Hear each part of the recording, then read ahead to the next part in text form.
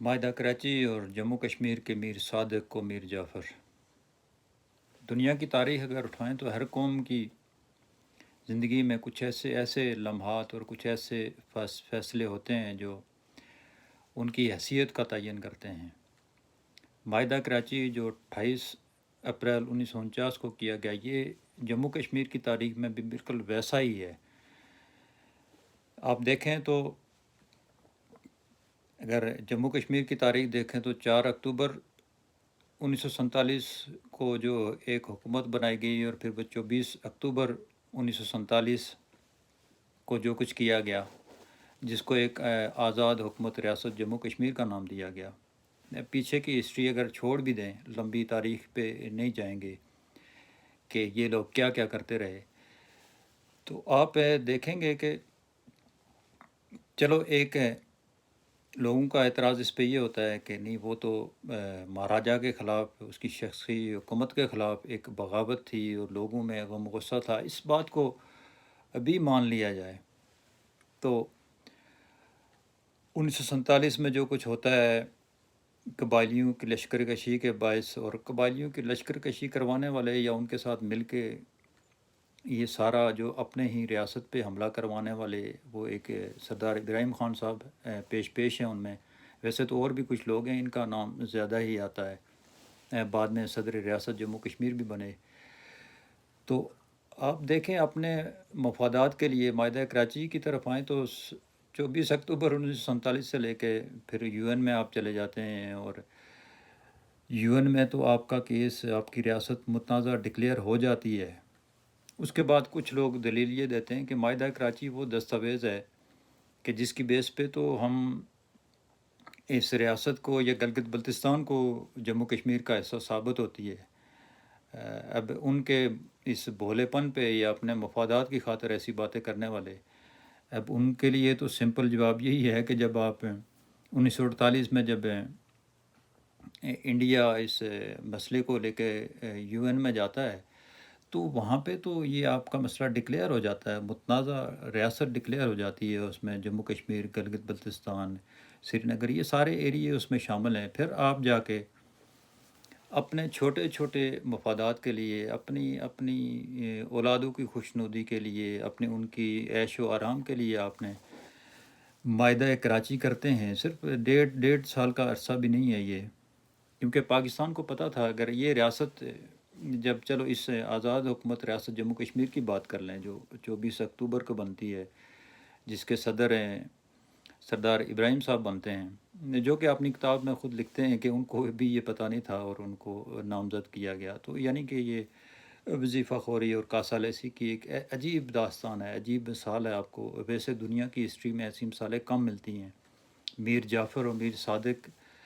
کو تو بہت لوگ یاد کرتے ہیں، تو انہوں نے بھی اس سے بڑھ کے کام کیے۔ انہوں نے تو ڈائریکٹ ان لوگوں کے ساتھ مل کے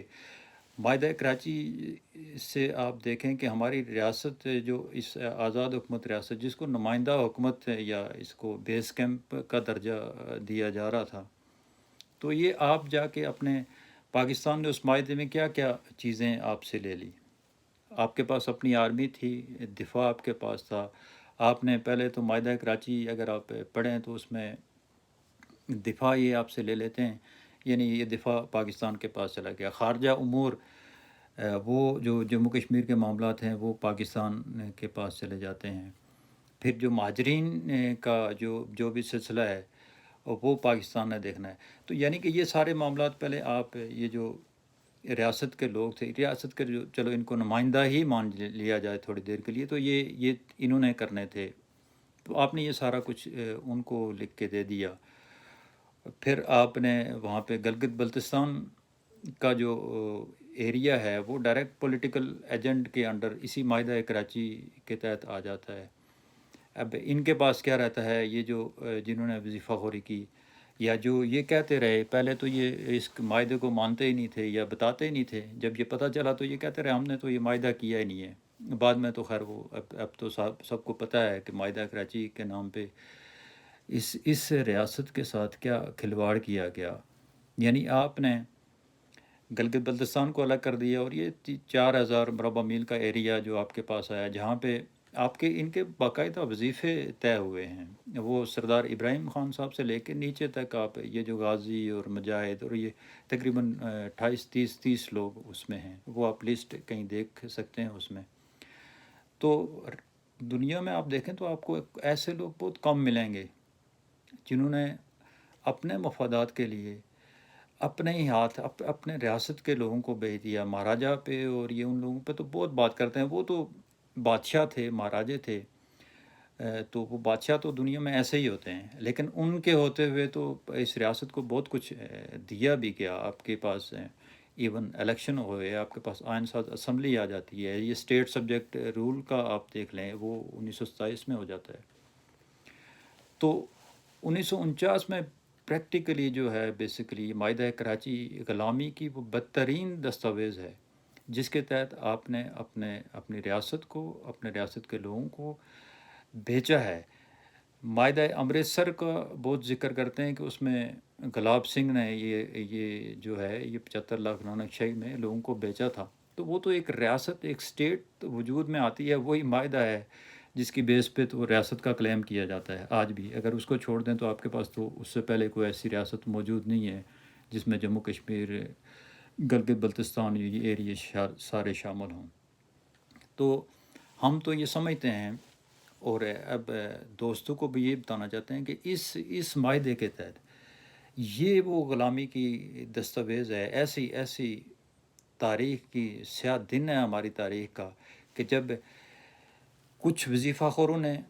جس میں سردار ابراہیم خان جو اس وقت صدر مملکت تھے، جن کو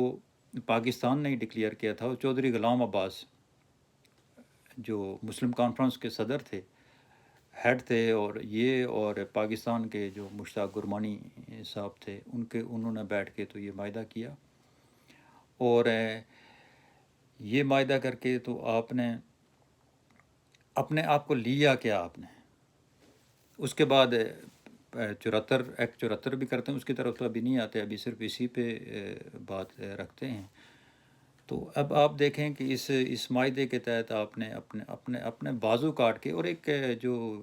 باقی جو حکومت بچتی ہے، یہ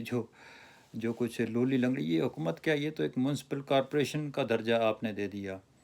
لکھ کے آپ سارا کچھ دے کے آگے وہاں پہ۔